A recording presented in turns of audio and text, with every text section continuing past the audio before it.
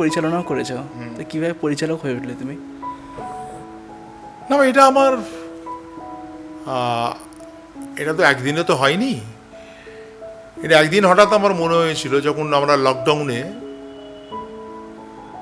সবাই ঘরবন্দি, কোথাও যাওয়ার নেই, তখন লকডাউনে আমার ছেলে তখন ব্যাঙ্গালোরে, সবাই তখন আমার বাড়িতে তখন কেউ ছিল না, আমি আর আমার স্ত্রী লকডাউনে। তো ন্যাচারালি ওই সময়টা হঠাৎ আমার এই লকডাউনে যে আমাদের যাদের সন্তান যারা বাইরে থাকে, তারা সবারও কীরকম একটা চিন্তায় ছিলাম তখন। তারা একা থাকছে তাদের মতো করে, আমরা এখানে আছি, কাল যদি কারো কিছু হয় কোনো যাওয়ার উপায় ছিল না। তো ওইটা ভেবেই আমার মাথায় ওটা একটা সাবজেক্ট এলো, প্যানিক। যে যদি সন্তানের খবর, যদি মানুষ বাবা মা তখন হয়তো 2-4 ঘন্টাও খবর পাইনি, তাতে মানুষের কিরকম প্যানিক সৃষ্টি হতো। কথা বলতে বলতে যদি কেউ কাশতো, তখনও মনে হতো, হ্যাঁ কি হয়েছে তোর, এই বেরোসনি তো কোথাও। মানে তখন এটাই ছিল যে বেরোলেই বোধহয় কেউ, বাড়িতে ঢুকলে কেউ যদি হয়ে যায় কোভিড।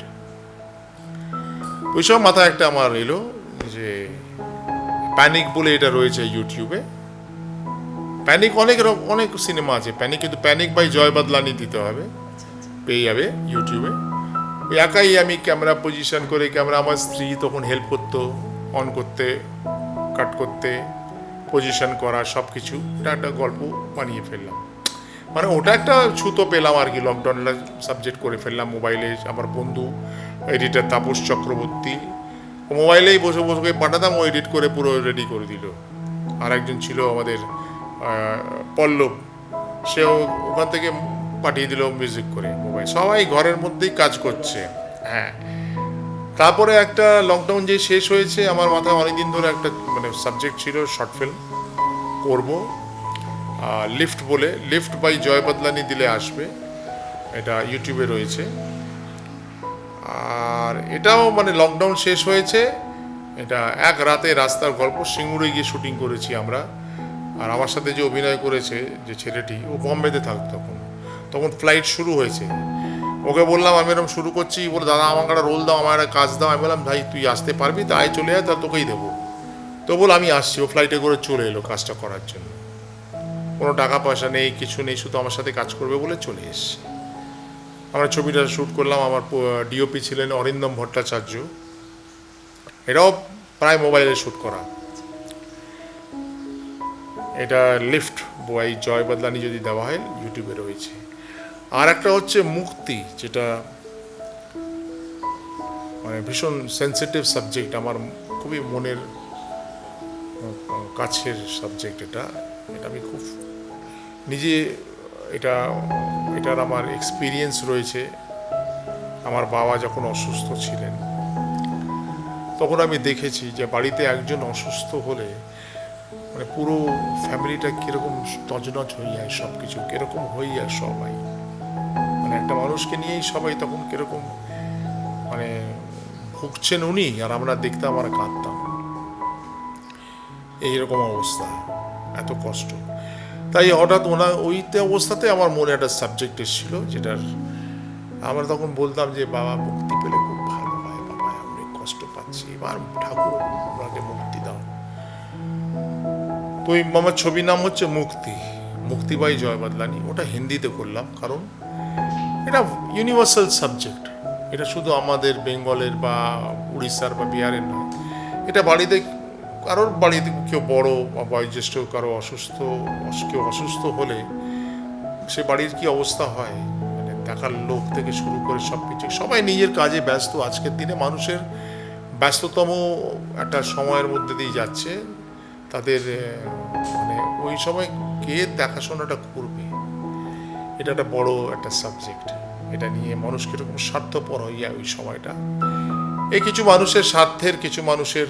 আর ওই যে মানুষটা সে নিজেই বলছে এবার আমাকে মুক্তি চাই, আমার মুক্তি চাই, সে চেষ্টা করে আমি মুক্তি পাবো কীভাবে, যেভাবে হোক আমার মুক্তি চাই। তো এইটা নিয়েই গল্প, মুক্তি বাই জয় বদলানি। এটা আরও অনেকগুলো আছে আমার 4-5টা। সবাই দেখবে আবার, হ্যাঁ নিশ্চয়ই যারা সবাই, দেখে তারা দেখবে আবার। না নিশ্চয়ই যারা, আমি তো বলছি একটা প্যানিক বাই জয় বাদলানি পুরোপুরি মোবাইলে শ্যুট করা লকডাউনে, সাবজেক্টটা ভালো, আর ওটাও হিন্দিতে, লিফটটাও হিন্দিতে, আর মুক্তিটাও হিন্দিতে। কারণ আমি এটা হিন্দিতে করি, সাবটাইটেল আছে for the because of the wider audience. হিন্দিতে করলে আমি অনেকজনকে দেখাতে পারবো, এটা অনেকজন দেখবে এটার।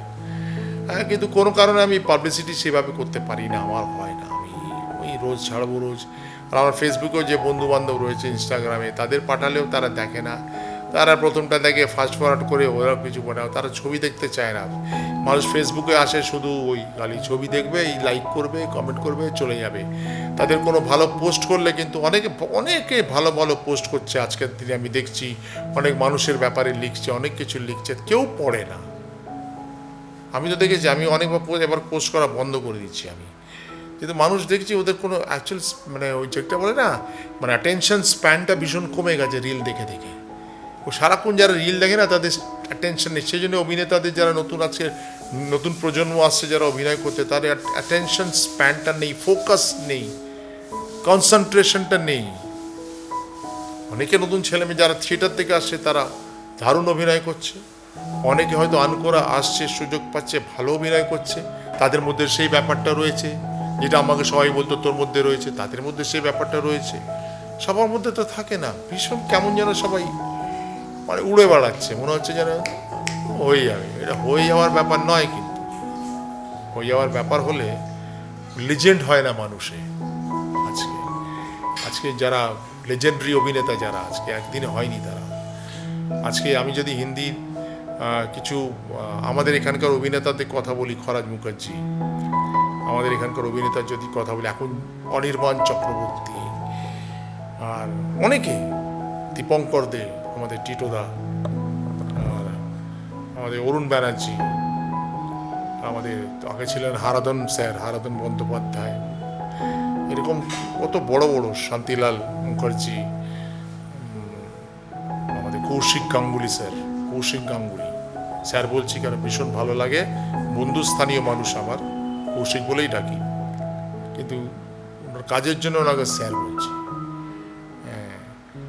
আরেকজন আছেন স্নেহাশিস চক্রবর্তী, স্বনামধন্য ব্লুজের প্রডিউসার, জিনিয়াস।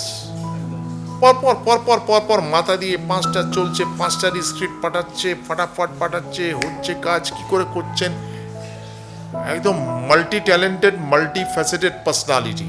মিউজিক করেন, গান করেন, কি না করেন উনি। এরকম তো কিছু মানুষগুলো রয়েছে যারা একদিনে তো তৈরি হয়নি, আর ভীষণ কনসেন্ট্রেট। এটা আমি মনে করি এটা একটা সাধনা অভিনয়, যে কোনো ব্যাপারে, যে কোনো জিনিস হোক, আপনি গান বাজনা হোক, বাদ্যযন্ত্র যা আছে, যা শিখতে, অভিনয়। অনেকে বলে কি রে তুই থিয়েটার কি করার, থিয়েটার করে করবো, আমি তো পারি বলে হয় না, পারি কি। আজকে বোম্বে যদি অভিনেতা দেখতে, ইরফান খান আজ আমাদের মধ্যে নেই,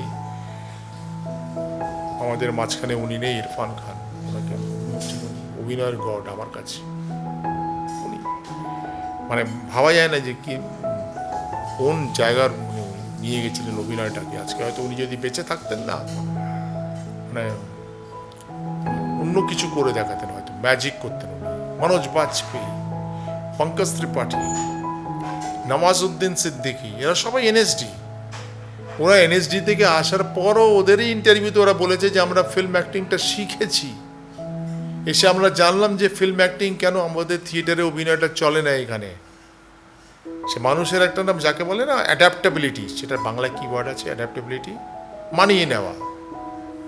আবার এর ব্যাপারটাও শিখতে হবে, ওর ব্যাপারটা যেমন শিখেছি এর ব্যাপারটাও শিখতে হবে।